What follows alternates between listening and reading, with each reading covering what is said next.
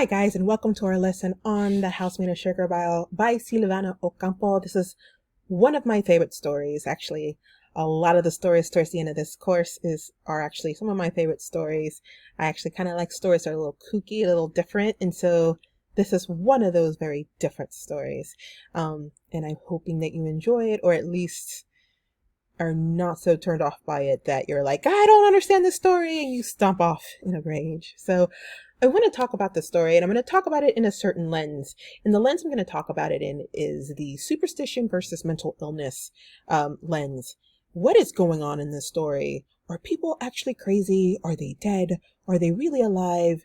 Who is this narrator? And I want to get into that here in this particular lesson. So let's get started here. I'm going to start by kind of defining superstitions. So we have them here as we are kind of discussing and going through the module here, is literally this belief in and reverence of supernatural beings and things. It's usually something based on beliefs and rituals that you do. You may do things like wear a lucky shirt because it brings you luck, and you're gonna do something interesting or do something that you hope happens, and you wear your lucky shirt, or you wear your lucky earrings or your lucky socks.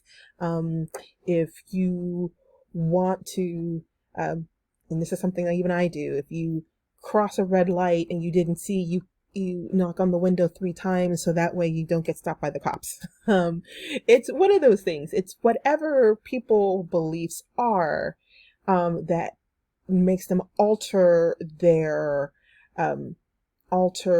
actions in some way, shape, or form.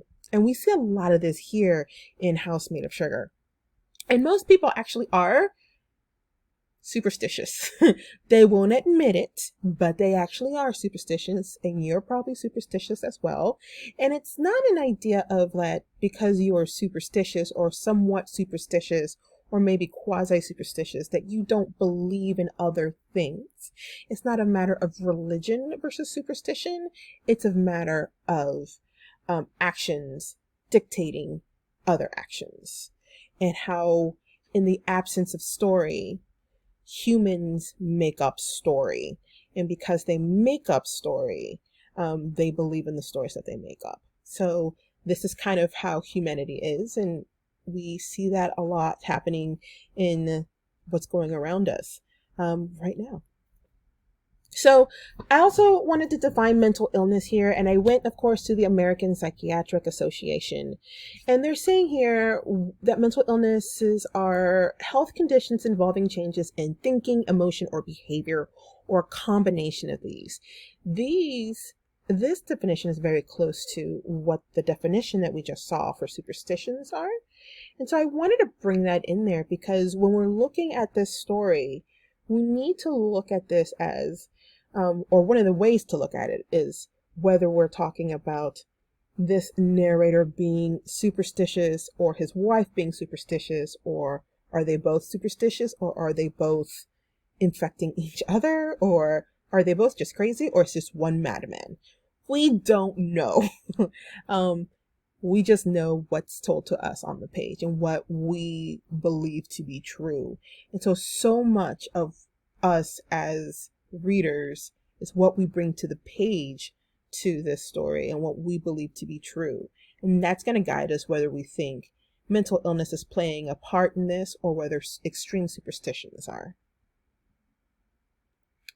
So here's more information here on superstitions and mental illness.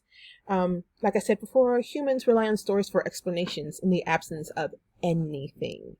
And so this is a psychological effects. It's called the psychological effect of superstitious beliefs or superstitious thoughts. And so, oh, there's something that goes bump in the night. It is actually the boogeyman that's coming to get you. The superstition, right? It really could just be that you left the television on downstairs. It could be that something is knocking on the window. It's something coming to get you, or it could just be really windy outside. So there's that line between what we tell ourselves and what the actual truth is and what we choose to believe. And that is where the reader in the stories turn off kilter a little bit. So the question here is, do you think that Christina is superstitious or she is suffering from mental illness? And do you think it's just Christina or is it all the characters in this story? There's a lot here that you can actually play with that tells you either way. And so I will let you deal with that. But before you judge on this, I want to tell you about this thing called magical realism, which is playing a lot here in this story. Magical realism, of course, is coined by a Cuban, and I'm very proud of that, being daughter of a Cuban immigrant. But it's a type of storytelling. Oop, let me go back. It's a type of storytelling. Oh, goodness. I lost my place, so I'll just go here. It's a type of storytelling that heightens the plot. What it does is that it takes a bit of something from the story and it heightens and it makes it almost magical. Magical realism is based on realism. So it takes something that is real and kind of blows it up into almost like this magical thing that happens. And because it does that, it allows for things like illusions to happen. It allows for things to happen and for the reader to accept, actually. And for magical realism to happen really, really well, the reader has to be off kilter. They have to start off kilter. They can't start with completely believing everything. Well, they have to start completely believing everything, but one of those narrators has to be a little bit off center because they're going to tell the story a little bit off center. So the reader has to suspend their disbelief for this.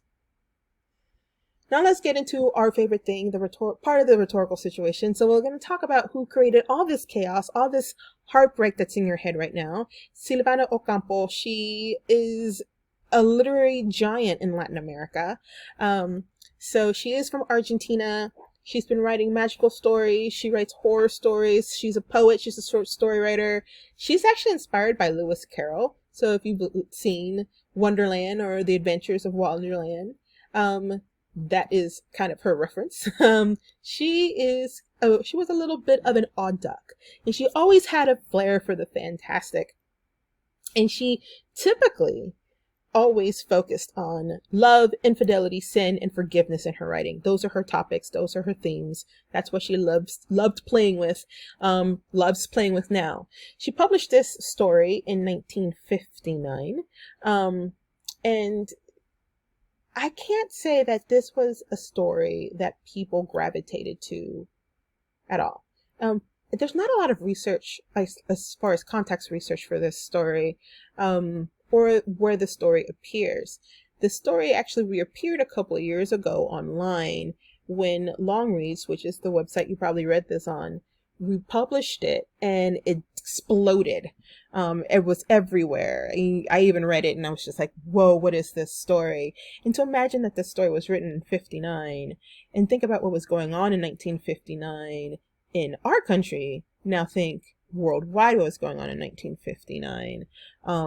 And dealing with the idea of the strangeness of every day, and every day is a little bit weirder than the day before. I think it's kind of a weird and awesome at the same time.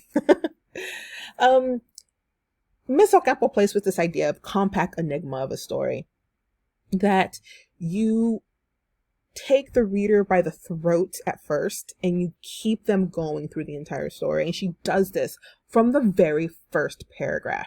The very first line says, "Superstitions kept Christina from living."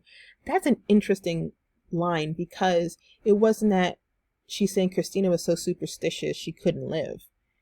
It was one thing keeping a person from doing the actual thing a person's supposed to be doing, which is living. And so that idea of that enigma, of that idea of, I'm going to tell you a story. Let me tell you a ghost story. This is the reason why Christina is not doing what she does. Also already puts you into a fright, because you can put the word werewolves kept Christina from living, and that just brings a whole other air to it. Dracula kept Christina from living. can openers kept Christina from living. Something is keeping someone from doing something. And just the construction of that first sentence tells you a lot about how this story is going to play out. That these people don't have a choice. And so they have no agency. You have the idea of rational versus irrationality. And she plays with this idea: who is rational, who isn't rational, who is sane and who is mentally ill. And it goes back and forth, and you don't quite know who it is, because there's nothing that they say is rational and nothing that they say that is rational. I know, it's different. It's a different type of story. So we also see here kind of a metamorphosis of the two main female characters in this story. You have, in their first person characters, so you have Christina and you have Violetta. And we only know about Christina and Violetta through the eyes of the main character, who is a man and who is Christina's husband, the unreliable narrator, because we don't know anything about him. We have no other information about him that we can compare to say, oh yeah, he is sane, or oh yeah, he's an upstanding guy. We just know what he is telling us. And his actions, even as he is admitting his actions, are telling us there's something not quite right. You're creeping around corners. You're like following your wife around, what's going on. You're lying to her, like when you get married, saying no one else has lived in this house. Like there's weird things going on. So we just know what this person who is doing all these things is telling us about these two women. And we are learning who Christina is through his eyes, and we're learning who Violetta is through his eyes. And then we hear kind of Christina saying that she's merging one into the other. We hear her say, I suspect I am inheriting someone else's lives, her joys and sorrows and mistakes and successes. I am bewitched. And so she's becoming someone who is dead. So the question is this a ghost story? Is this playing in the mind of the unreliable narrator? Is this a situation of mental illness or something else really going on here? And so not only do we see kind of the transformation between Christina and Violetta, but we see the transformation of the unreliable narrator from this wonderful, caring, loving husband to this paranoid jailer. And so we have the two main characters going to extremes. They're happy-ish, to then they break up and they are apart. So we have all of this information here, and we see kind of the disintegrating of this this marriage. And so again, we see all this through the POV of the husband. And so I like to say that there's negative space here. What is he not telling us is what I'm most concerned about in this story. What are we not getting from this main character who is filtering everything that we are seeing? There's enough uncertainty about the husband that he comes off as an unreliable narrator. So we always have to ask at every turn, at every line here, what is actually going on? What are we going to choose to believe and why? And what are we going to choose to not believe and why? And that's what makes this story a little bit difficult to pen, because you come into the story with your own baggage and your own sense of the world, and you leave the story a little bit different because you don't know what to trust or who to trust, or what even trust is at some points. So essentially, I smell a liar.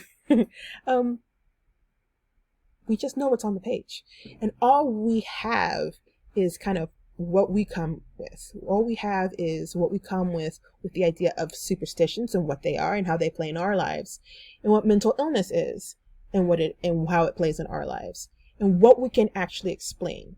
So in the absence of a story, we create a story. And this is a story that was created in Sylvia Ocampo's head. Now, what is missing here? Lots of things are missing. And that's where we create the story, right? We create the explanations based on what is gathered, what is here on this page, and what has been left for us to try to understand. I hope that helped with the wonderful story. Let me know if you have any questions, and enjoy the rest of the module. Bye, guys.